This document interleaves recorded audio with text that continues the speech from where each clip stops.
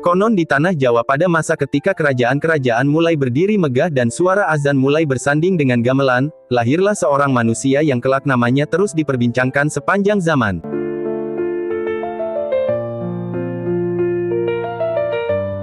Sebagian memujinya sebagai pencari hakikat. Sebagian lagi menganggapnya melampaui batas. Namanya adalah Syekh Siti Jenar.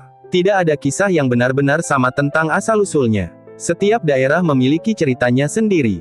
Ada yang mengatakan ia berasal dari tanah Persia.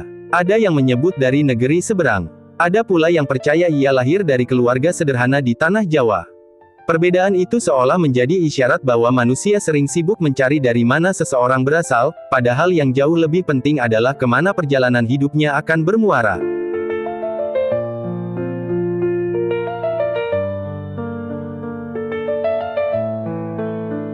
Sejak kecil, Jenar dikenal berbeda. Ketika anak-anak lain berlari mengejar layang-layang, ia justru duduk memandangi langit. Ketika orang-orang sibuk menghitung harta, ia sibuk menghitung pertanyaan di dalam dadanya. Mengapa manusia dilahirkan? Mengapa semua yang hidup akan mati? Siapakah yang sebenarnya melihat ketika mata terpejam? Apakah Tuhan hanya berada di langit? Ataukah dia lebih dekat daripada napas yang keluar masuk setiap saat? Pertanyaan-pertanyaan itu tidak pernah meninggalkannya. Semakin dewasa, semakin banyak pertanyaan yang lahir. Ia mendatangi para guru, ia membaca kitab, ia mendengar ceramah para ulama, ia belajar kepada orang-orang bijaksana. Setiap guru memberinya jawaban, namun setiap jawaban justru melahirkan pertanyaan baru. Suatu hari seorang guru tua berkata kepadanya, "Ilmu bukanlah jawaban, ilmu adalah pintu menuju pertanyaan yang lebih dalam." Kalimat itu terus terngiang di dalam hatinya. Maka dimulailah perjalanan panjang yang tidak hanya melewati gunung, hutan, sungai, dan lautan, tetapi juga melewati kesombongan dirinya sendiri.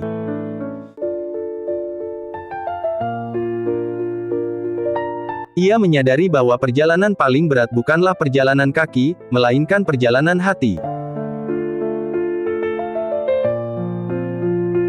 Sebab kaki hanya lelah beberapa saat, tetapi hati bisa tersesat selama puluhan tahun. Di setiap tempat yang ia datangi, ia bertemu berbagai macam manusia. Ada yang merasa dirinya paling suci. Ada yang merasa dirinya paling berdosa. Ada yang mengaku paling dekat dengan Tuhan. Ada pula yang berkata Tuhan terlalu jauh untuk dijangkau. Jenar hanya mendengarkan. Semakin banyak ia mendengar, semakin sedikit ia berbicara. Karena ia mulai memahami bahwa kata-kata seringkali hanya menjadi dinding yang menutupi kenyataan.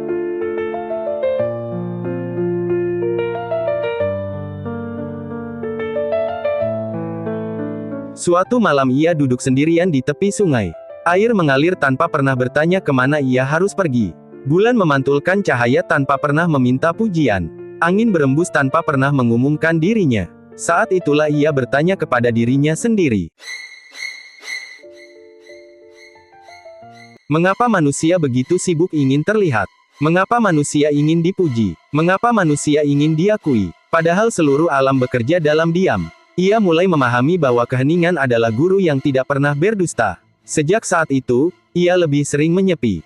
Bukan karena membenci manusia, melainkan karena ingin mengenal dirinya sendiri. Dalam kesunyian ia menemukan sesuatu yang tidak pernah ia temukan di keramaian. Ia menemukan bahwa suara paling keras ternyata berasal dari pikirannya sendiri. Pikiran yang selalu menilai, pikiran yang selalu membandingkan, pikiran yang selalu ingin menang. Pikiran yang selalu ingin menjadi lebih hebat daripada orang lain. Kala pagi setia menyapa pelan, di ufuk timur senyum sang arunika berkilau. Ia sadar bahwa musuh terbesar manusia bukanlah orang lain, melainkan dirinya sendiri. Hari demi hari berlalu, bulan berganti tahun. Semakin dalam ia menyelami dirinya, semakin ia merasa bahwa manusia membawa sesuatu yang sangat berharga sejak dilahirkan. Bukan emas, bukan jabatan, bukan pula nama besar, melainkan cahaya yang berasal dari Sang Pencipta. Cahaya itu tidak pernah padam, hanya tertutup oleh debu, kesombongan, ketakutan, kemarahan, dan nafsu. Ia mengibaratkan manusia seperti cermin. Bila cermin dipenuhi debu, wajah yang indah pun tampak buram. Padahal yang kotor bukan wajahnya, melainkan cerminnya. Begitu pula hati manusia, yang perlu dibersihkan bukan Tuhan yang dicari, melainkan hati yang digunakan untuk mengenalnya. Sejak saat itu, ia tidak lagi sibuk mencari Tuhan di tempat yang jauh. Ia mulai mencari ke dalam dirinya sendiri.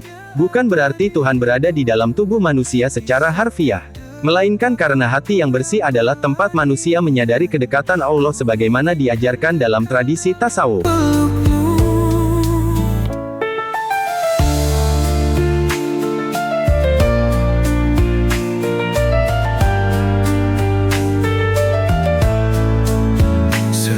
Semakin ia berjalan, semakin ia memahami bahwa seluruh perjalanan hidup manusia sebenarnya hanyalah perjalanan pulang. Pada cerita Buya Hamka, seluruh kasih.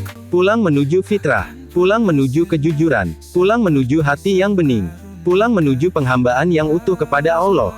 Dan ia menyadari satu hal, jalan itu bukan jalan yang pendek, bukan pula jalan yang dipenuhi kemudahan. Ia adalah sajadah panjang yang terbentang sejak manusia membuka mata saat lahir hingga menutup mata untuk terakhir kalinya. Setiap langkah adalah doa, setiap air mata adalah pelajaran, setiap kegagalan adalah undangan untuk mengenal diri, setiap luka adalah kesempatan membersihkan hati, dan setiap napas adalah kesempatan untuk semakin dekat kepada Sang Maha Pencipta.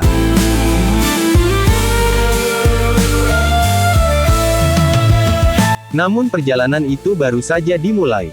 Di hadapan Syekh Siti Jenar masih terbentang jalan yang jauh lebih sunyi, jalan yang akan mengubah cara pandangnya terhadap ilmu, kehidupan, dan hakikat manusia.